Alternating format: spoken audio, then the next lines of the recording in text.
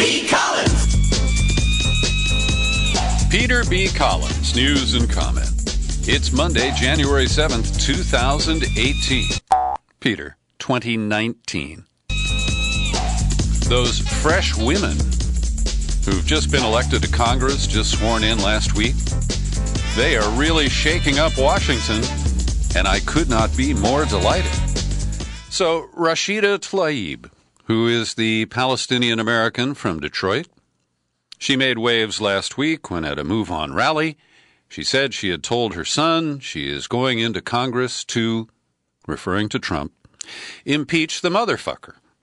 And, of course, we've had all kinds of titters and clucking across the country. She was called out by a Christian publication as a foul-mouthed Islamic congresswoman. Trump says that she shamed the nation and her family.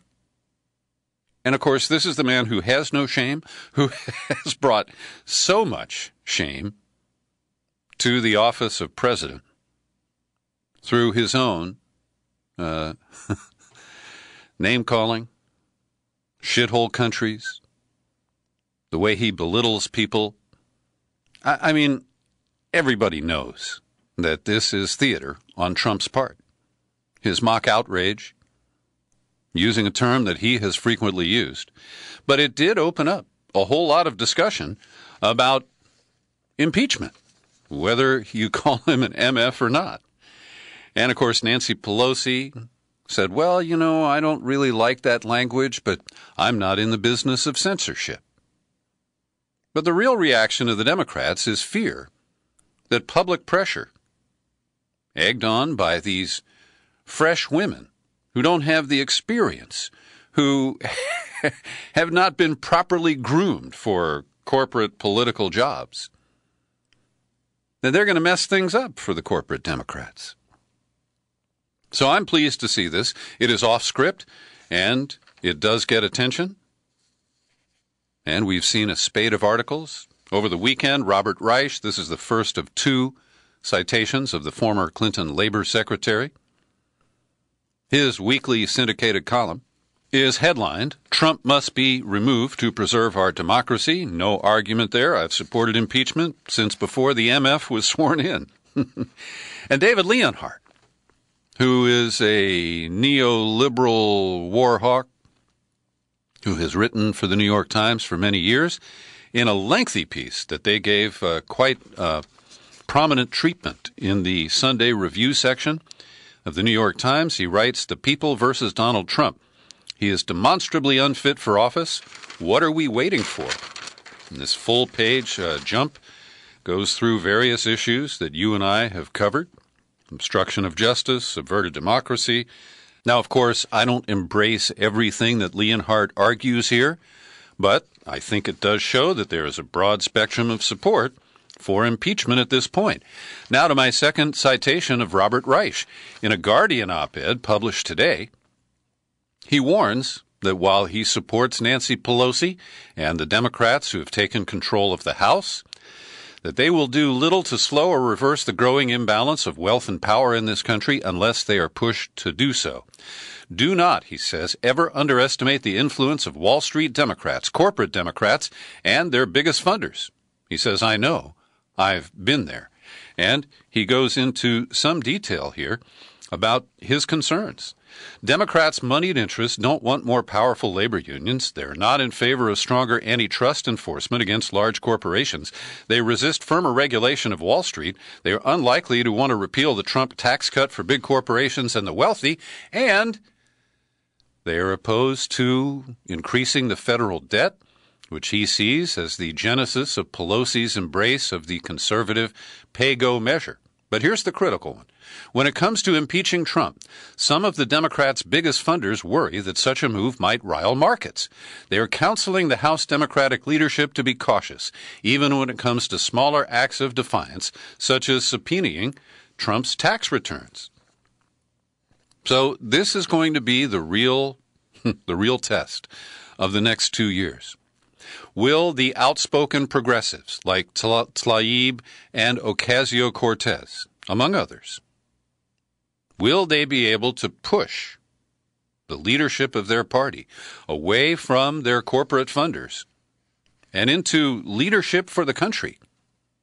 And clearly, even if impeachment comes up short, I believe it is demanded by the information that we have so far. And critically, Michael Cohen's guilty plea names Donald Trump as the guy who told him to commit those crimes. And as Leonhard said, what are we waiting for? Now, Rashida Tlaib also generated headlines when she retweeted a comment from Bernie Sanders. And this is something I fully support both Sanders and Tlaib on. Sanders tweeted, "It's absurd that the first bill during the shutdown is legislation which punishes Americans who exercise their constitutional right to engage in political activity. Democrats must block consideration of any bills that don't reopen the government." Now, Bernie isn't explicit there. What he's talking about is the new legislation that failed in the last session to prevent me and you and others from embracing boycott, divestment, and sanction campaigns aimed at the state of Israel. And so I want you to listen carefully as I read Tlaib's comment that she added to Sanders' tweet. And I ask you to think critically. Is she being anti-Semitic in this expression? So she wrote, "They forgot what country they represent. This is the U.S., where boycotting is a right and part of our historical fight for freedom." You know, like the original Tea Party? She doesn't say that. I'm adding that. "Maybe a refresher on our U.S. Constitution is in order. Then get back to opening up our government instead of taking our rights away." But a man named Howard Lovey, who I'm not familiar with, tweeted in response, "Not a week into it, and Rashida Tlaib is already invoking the old anti-Semitic dual loyalty garbage. There are many things wrong with anti-BDS legislation, but when the first thing she raises is the ancient specter of Jewish disloyalty, you know this is going to be a rough ride." Now, I consider that to be a really bizarre response to what she tweeted. And I think it exposes the mindset that is quick to label anything that is uncomfortably critical of the Jewish state as anti-Semitic. And I deeply resent this. Now, I don't know exactly what kind of mental state produces this. All Tlaib said was, this is our country. We have a constitution, and I believe she's referring to the First Amendment. I don't think she's trying to claim that Jews have dual loyalty. But if that's what his interpretation is, then I have to say that we're in a really deep spot. We can't rationally discuss these things because the defenders of Israel immediately revert to the poison pill. Supporting free expression and the right to boycott, they consider to be just flatly anti-Semitic. And they've persuaded a lot of non-Jews to that point of view. So now the federal bill is Senate Bill 1. The author is Marco Rubio. He's taken over for the Ben Cardin, who was the Democrat who sponsored it in the last Senate session. And it's very similar. It will penalize people who embrace BDS. And it's flatly unconstitutional. That is my firm belief. But Rubio's bill was co-sponsored by Democrats like Bob Menendez of New Jersey, Manchin of West Virginia, Cardin, who wrote the bill last year, he's from Maryland, Ron Wyden of Oregon, who's generally more progressive than this. I hope our Oregonians will let him know that this is out of bounds, Gary Peters and Debbie Stabenow of Michigan. And so this form of protectionism, carving out an exception in the First Amendment for the state of Israel, was deeply offensive. Even in Arkansas, the ACLU sent me a column that was written by the editor of the Arkansas Times. I've linked to it, and I encourage you to read it. In part, it says, "You know, it had never occurred to us to boycott anyone. But the idea that the state of Arkansas would force a publishing company to take a political position in return for business was offensive. And what was at issue? Advertising from the University of Arkansas in the newspaper. And at first they said, you got to sign this pledge not to support BDS. Then they offered them a 20% discount. They said, you don't have to sign the pledge, just cut your rate by 20%. And the editor said, well, to hell with them. We're not going to pay a 20% tax for the right to hold beliefs independent of the Arkansas legislature, not without a fight. And he says, we're focused on Arkansas at the Arkansas Times and have never editorially advocated for a boycott of Israel. But as journalists, citizens, and taxpayers, we dispute the right of the state to impose any ideological litmus test on a publisher or other business. He closes by saying, this law is a rabbit hole our country does not need to go down. Since when do American citizens have to pledge to act in the interest of a foreign power? Well, wait a minute. Isn't he shaming Jews and their dual loyalty with that remark? Isn't this anti-Semitic?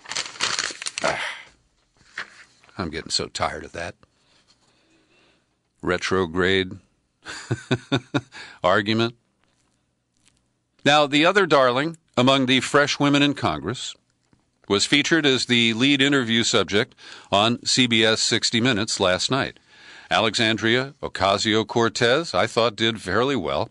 Anderson Cooper tried to bait her with questions about socialism, and he acted like the conscience of the nation, appalled that somebody would advocate socialism. And this morning I heard Rush Limbaugh chewing over the same stuff, and he just freely equates socialism and communism, because that serves the interests of the capitalists. Oh, Americans are terribly allergic to communism, and as a state authoritarian approach to socialism, it was a failure, and I am not a communist. But I do support socialism as the offset to unbridled capitalism.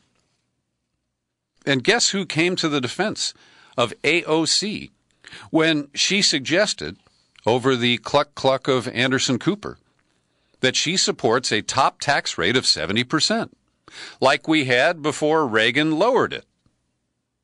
And guess who came to her support? I can't believe this is the second podcast in a row that I'm quoting Paul Krugman of the New York Times, also a professor of economics at Princeton. But he says that Alexandria Ocasio-Cortez gets it right, that the U.S. had one of the most successful periods of economic growth in our history after World War II, when the top tax rate was 70%. Then he quotes Nobel Prize-winning economist Diamond, and another guy too, a woman, says this guy Diamond says the optimal U.S. tax rate is 73%. Christina Romer, former advisor to Obama, estimates that it's over 80%. And then Krugman goes through the economic arguments, and he makes them in academic terms, and then he simplifies it for you and me. He says a policy that makes the rich a bit poorer will affect only a handful of people and will barely affect their life satisfaction, since they'll still be able to buy whatever they want. And he says when taxing the rich, all we should care about is how much revenue we raise. The optimal tax rate on people with high incomes is the rate that raises the maximum possible revenue. So, he says, AOC, far from showing her craziness, is fully in line with serious economic research. And then he goes on to debunk the Republican claims that there is research that supports tax cuts. He said this claim rests on research by, well, nobody. So, I've linked to Krugman's column. You can check it out for yourselves. The link is in the show file at peterbcollins.com.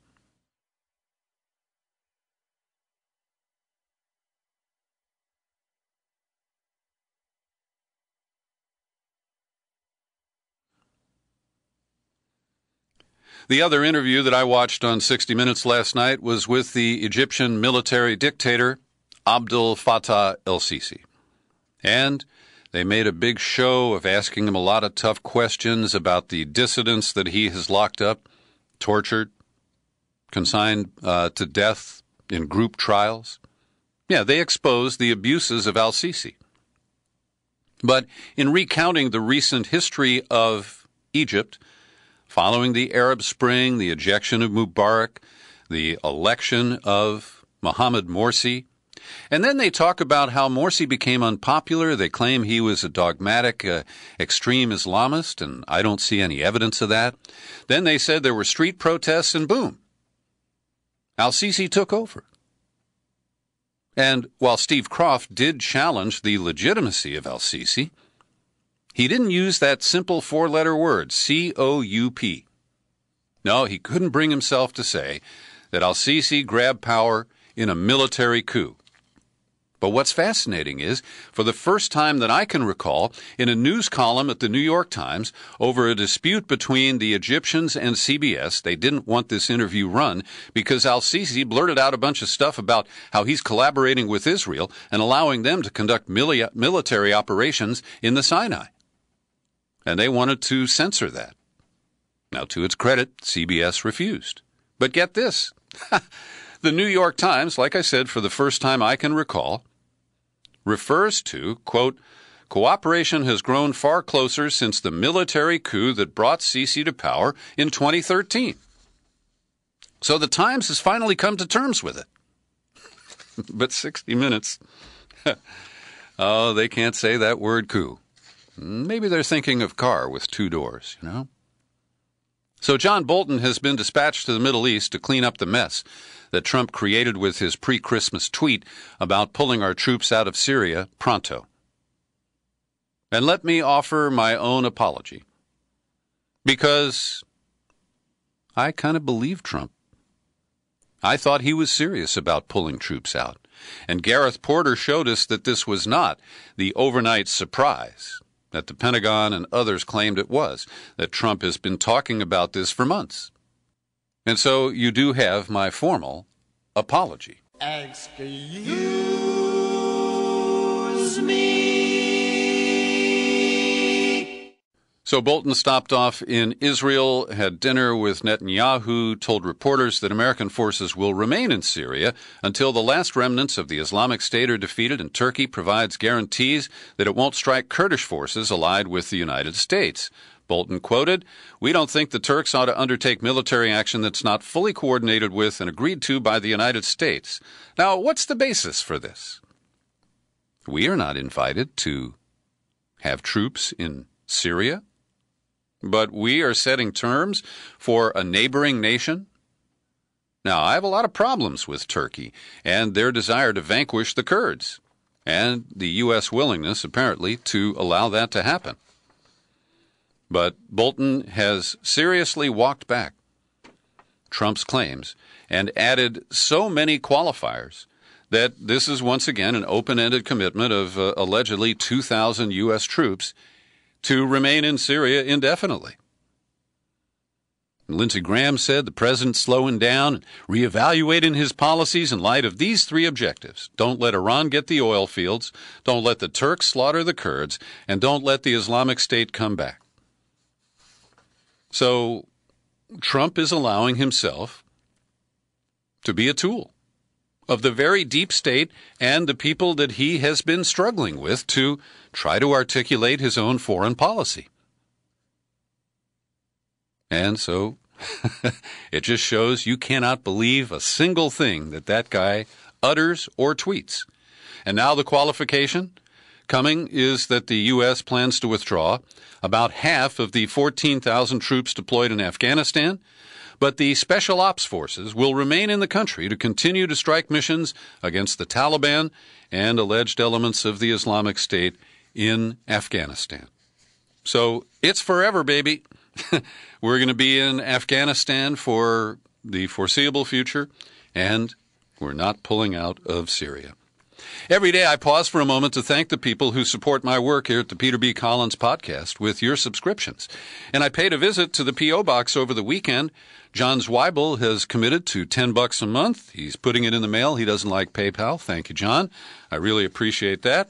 I got a card from the Mazzies, and Brian and Gina have a new baby girl, Abigail, born on December 12th. Congratulations, Brian. And a little holiday extra cash. I really appreciate that. Also, Paul Elsesser, like clockwork on the first of every month, is kicking in his contribution to support the PBC podcast. Craig Daniels, who alerted me to some problems at the P.O. box that have clearly been fixed. He's up in North Bend, Oregon, and I got your letter. He let me know that he can add a few bucks because he got a break on his Medicare bill. And a great letter, as usual, at the end of the year from Del Leonard, our vice president for marketing. He's based in Maine, and I got a chance to meet him last summer when I was out there on vacation. And he kicked in extra bucks, and we have some scholarships that are available. If you would like a subscription and you don't have the means to pay for it, all you have to do is email Peter at peterbcollins.com, and I'll be happy to set you up. I have never turned anybody down who asked for a scholarship to the Peter B. Collins podcast. And those of you who are able to contribute, it's your turn. Come on over to peterbcollins.com. Click menu, click Become a Subscriber, puts you on the sign-up page. And if you're like Zweibel and you don't want to use PayPal, you can address your correspondence and your contributions to Box 150, 660, San Rafael, California, 94915. Rutrow, I said. Trump's going to give one of those wooden teleprompter speeches. He's asked the networks for prime time on Tuesday. And when you couple this with his threat over the weekend to declare a national emergency in order to build his border wall, yeah, he floated this the other day on Friday, and there is a law, the National Emergencies Act of 1976, that says presidents are allowed to take unilateral action in times of crisis, provided they notify Congress, specify the circumstances that necessitated the declaration, and document all uses of executive authority that are covered by the emergency. So, is he going to get hysterical? Is he going to trot out PowerPoints from the border and declare that this is such a crisis and Congress is refusing to act? And so he's not going to reopen the government. No, he is going to claim he has the authority, I guess, to order the military. He claimed he called U.S. Steel to order some fencing materials made in America. So just be prepared. I don't know what he's got up his sleeve, but you know he is desperate to prove that there is a need for his wall. Or he's now calling it a steel barrier. He claims the Democrats don't like concrete, so we'll give them steel. And get this, Mick Mulvaney claims that change in language is such a big move by Trump. It's a concession. He said if he has to give up a concrete wall, replace it with a steel fence in order to do that, so the Democrats can say, see, he's not building a wall anymore. That should help us move in the right direction, Mulvaney said. Yeah. Right. The public will never figure out that kind of an effort to buffalo us. As you may know, I am a big fan of the journalism work of Max Blumenthal. And over at the Gray Zone Project, together with a new writing partner, Mohammed El-Mazi, they disclose fascinating information about Britain's Integrity Initiative that is run by an outfit registered in Scotland called the Institute for Statecraft.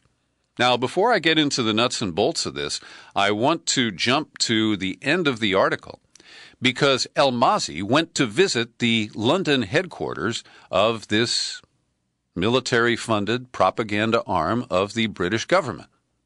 And he was rebuffed and turned away. But on December 11th, 5 days after El-Mazi visited, another reporter, Kit Clarenberg of Sputnik Radio, went to visit the same office. And he was angrily ejected by the Institute of Statecraft staffer, whose name is Simon Bracey Lane. Now, I never heard of the guy before.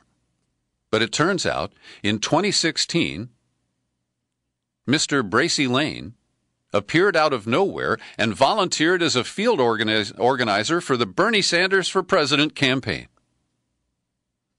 Now, according to documents that hackers released and that are published by the Gray Zone Project and Max Blumenthal in this fascinating report, Bracey Lane is the subject of a document where it is reported that he is an expert on U.S. elections and that he wrote a report on the 2016 campaign, including, apparently, his participation. So this is not a smoking gun, but it is a fascinating link. And Blumenthal promises to do more investigation of Simon Bracey Lane and his role in the Sanders campaign. Now, the big story here is that this integrity initiative and this Institute for Statecraft, they show how it is used to run information operations. And I think this stems from Blumenthal's investigation into the smearing of Jeremy Corbyn as an anti-Semite. And it appears that this may have come from the British intelligence operation. He also shows through these documents that the British were able to squelch a nomination by the government of Spain to promote Pedro Baños to director of the National Security Department. But they immediately, on hearing of this nomination, spread the word that he was pro-Kremlin.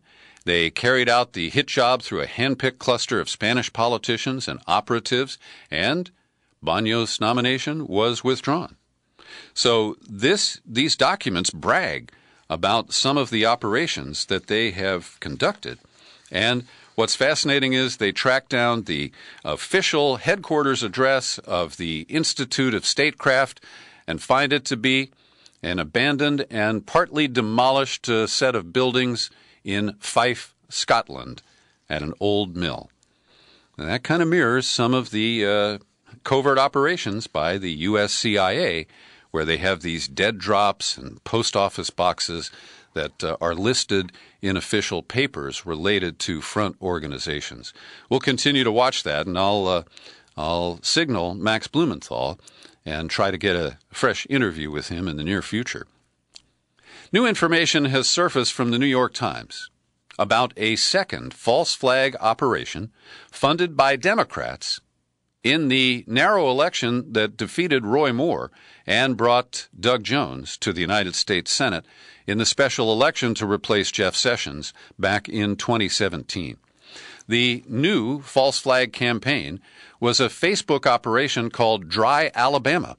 Alcohol is the devil's work, they argued, and this was, they thought, a sophisticated effort to peel off certain Republican voters and get them to abandon Roy Moore. And Matt Osborne from New Knowledge, the organization that the New York Times cited as credible when it claimed its analysis showed that Russian operatives manipulated black voters and suppressed black voter turnout in 2016. As you know, I find that far-fetched and a cover for the voter suppression operations that did suppress black turnout or apparent turnout in 2016.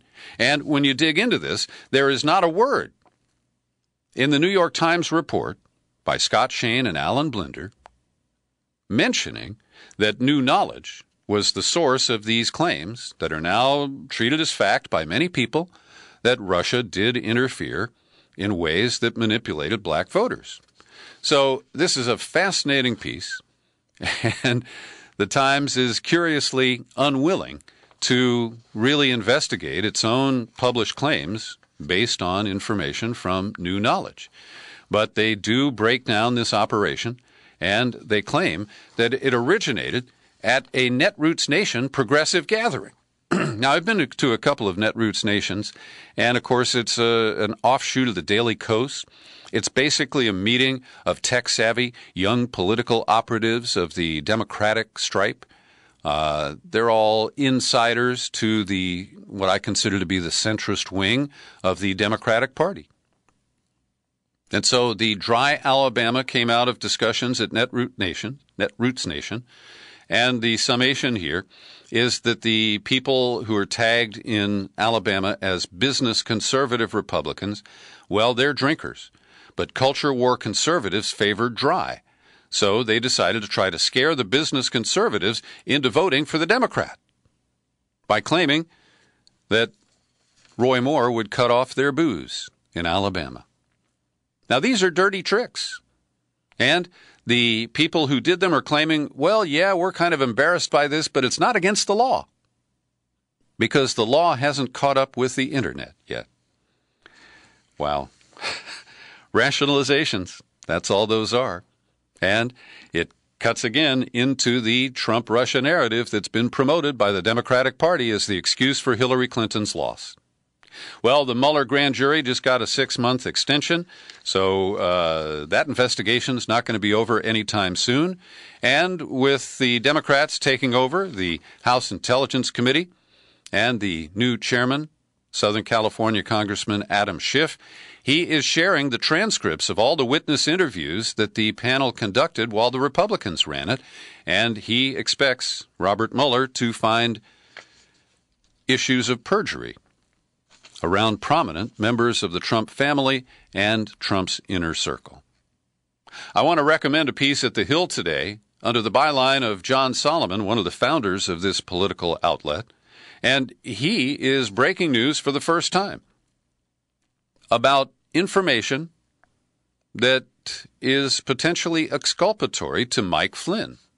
Now, I've taken some heat from some of my listeners who think I was too nice to Mike Flynn and suggested that he may have been set up. And when you understand this background, I think it supports that theory. So, before Mike Flynn went to Moscow in December of 2015 to the infamous dinner where he sat at a table next to Putin, and it was to honor RT, and Jill Stein, the Green Party candidate, was at the same table. Well, before he went, he alerted his former employer, the Defense Intelligence Agency. He attended a defensive or protective briefing before he left. The briefing educated and sensitized Flynn to possible efforts by the Russian host to compromise him. And when he returned from Moscow, he spent time being debriefed. So, while this was made out to be this mysterious meeting where Mike Flynn picked up cash and got free first-class airfare for himself and his son to Moscow, his attendance was disclosed in advance. He took proactive steps to ensure that he couldn't be compromised, and then he came back and reported to the U.S. Intelligence community. And so, again, I'm no fan of Mike Flynn, and I think that his brazen acceptance of cash from intermediaries on behalf of the state of Turkey and their effort to repatriate Fethullah Gulen, that was a dirty deed, and I can't understand why Mueller has let him off. Glenn Greenwald is back on the Trump-Russia case, kind of tangentially. Today he is attacking NBC and MSNBC for their gross media malpractice. First, you need to know that on Friday, and this story was buried in Saturday's New York Times, 2 scientists presented evidence that the sonic attack on U.S. diplomats in Cuba that was variously described as some kind of an advanced microwave weapon or something that we have never seen before, it turns out that it was crickets. And I'm not using that as a metaphor. The scientists said that the sound audio file that was analyzed, that had been given to the Associated Press, he says, all I can say fairly definitively is that the AP released recording is of a cricket, and we know that is the Indies short-tailed cricket. Now, there are many other possibilities here. I don't have scientific proof that that is the only explanation. But there is no proof of the far-fetched explanations, including the microwave weapon and NBC and MSNBC's reports in September of 2018 that Russia is the main suspect in what the network called the mysterious attacks that led to, quote, brain injuries in U.S. personnel in Cuba. And Greenwald sharpens his focus on MSNBC employee Ken Delanian. And he's been outed before as a shill for the CIA, a real pipeline, a stenographer and not a journalist. And let me just cite one of the broadcasts that Glenn Greenwald includes with video links in his article. One 6-minute segment led by Andrea Mitchell, who began the report by announcing that intelligence officials now believe that Russia is the leading suspect and it was no accident. Well, this is just one example of how MSNBC went way off the rails with speculative reporting and claimed it as fact. And in recent weeks, what we are seeing is that with the arrest of this guy Paul Whelan, the Detroit guy who's being held as a spy in Moscow, that they already consider him a hostage. They don't explore the possibility that he was spying for somebody or that he broke Russian laws. And they clearly see a setup for an exchange with Maria Butina.